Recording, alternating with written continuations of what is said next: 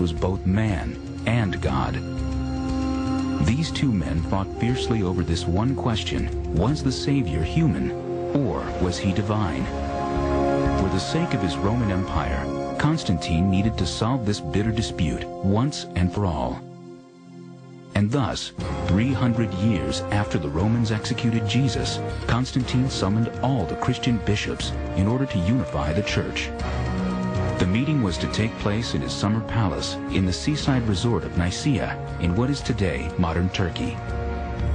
When he brought all the bishops together at Nicaea, what was on his mind was that they all would agree on the question, the divinity and the humanity of Jesus. How was that to be explained?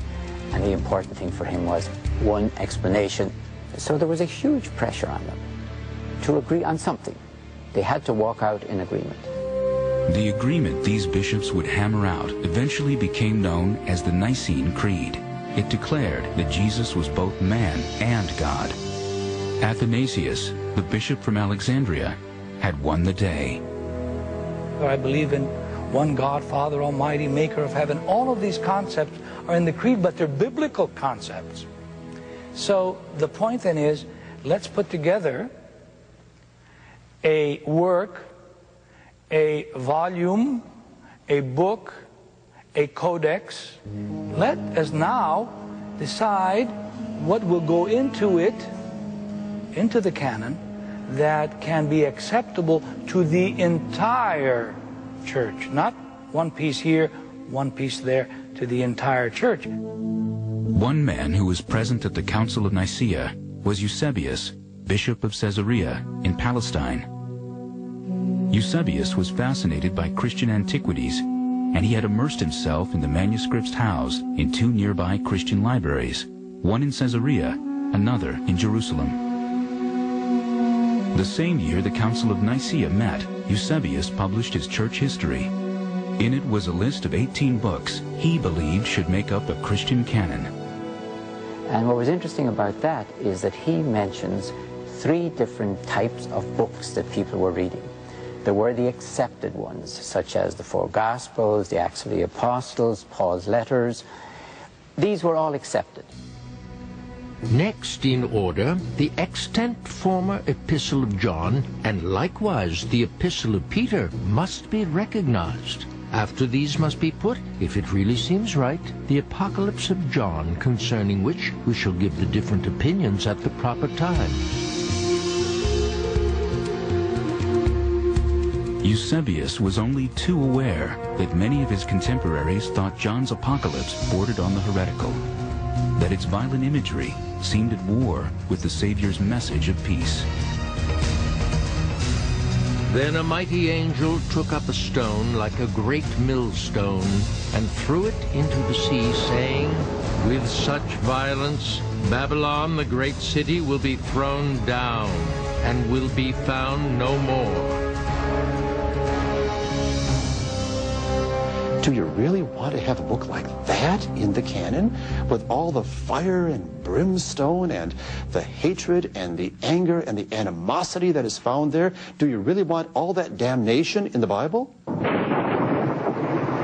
But he mentions other ones that he thinks are disputed, including ones that we now have in. For example, 2nd and 3rd letter of John, 2nd letter of Peter, letter of James, letter of Jude. He calls them disputed. And he mentions other ones that are not in at the moment. And then there's the heretical ones that are not in anyone's list. Books that were considered forbidden were books that aren't really sanctioned. In other words, you have things like The Shepherd of Hermas that are stories that are being told about Jesus, but they don't have any veracity. They may be part of a certain community's canon, but they're not part of the total canon. In other words, they're not things that people in other parts of the Christian world would recognize. 6 years after the Council of Nicaea, Emperor Constantine sent a letter to Bishop Eusebius, giving him the job of creating an official Christian Bible.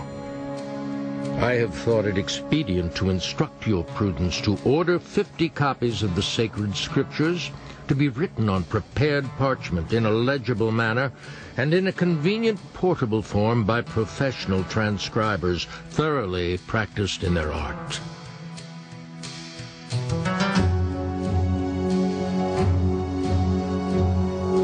Eusebius simply took the list from the church history he had written, 18 books he believed worthy of inclusion, and assembled these into Constantine's Bible.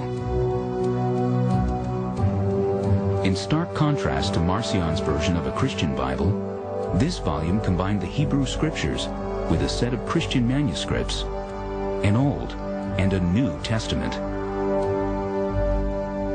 50 beautiful Bibles done on vellum and parchment for the churches of Constantinople.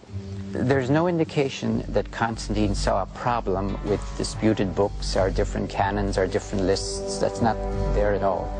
What he seemed to be concerned with is Constantinople, his new capital called after himself, of course, was going to have lots of new churches. He wanted a beautiful Bible enshrined in each of those churches. But this Bible, commissioned by the Roman Emperor, was lost to time, and with it, the precise list of books it contained. There are possibilities. For example, we have 2 4th century codices, books of the Bible, the entire Bible. One is called the Codex Vaticanus because it's in the Vatican. The other is the Codex Sinaiticus, which is in the British Library. It was found at Mount Sinai, St. Catherine's Monastery. And we can't be sure of the contents because there's missing pages. If either of these ancient fragmentary documents are indeed copies of Constantine's Bible, it appears their contents differ from Eusebius's list. There are at least 2 disputed books included in Codex Sinaiticus: the Shepherd of Hermas, a popular book among early Christians, and the Epistle of Barnabas. Yet even after Constantine's beautifully rendered Bibles were sent to the churches in Constantinople, it would be another 40 years before a final list of 27 New Testament books would be officially canonized by the Church. What we have to understand is that nobody wrote the New Testament. The New Testament is an assembled library, small library of documents. They had to make a major discussion of, are we going to have the Hebrew Scriptures in their Greek rendition in our Bible? Will the Bible start with Matthew? Will the Bible start with Matthew? Or will the Bible start with Genesis? Many highly popular writings were excluded, some of which were even more popular than the books that were accepted. What is straight thinking and proper thinking